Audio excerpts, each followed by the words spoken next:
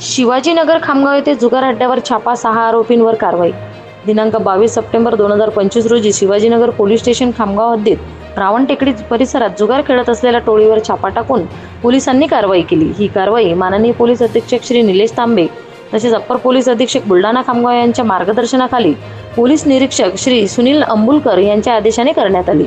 ही कारवाई फिर्यादी पोलीस हवालदार एजाज खान, स्थानिक गुन्हे शाखा बुलढाणा यांच्या तक्रारीवरून महाराष्ट्र जुगार प्रतिबंधक कायदा कलम 12A अंतर्गत गुन्हा दाखल करण्यात आला आहे।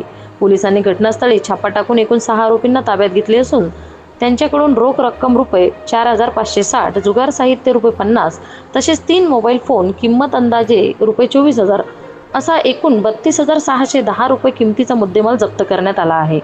ही कारवाई PSI Pankaj Sapkale, police head constable Ejaz Khan, police constable Amol Sejul, police constable Vikrant Ingle आणि driver police constable Shivanand Helge यांच्या पथकाने यशस्वीरित्या पार पाडली। पोलिसांनी सदर प्रकरणी पुढील तपास सुरू केला असून शहरात जुगारांच्या अड्ड्यावर कारवाई करण्याचे काम अधिक गतीने सुरू आहे।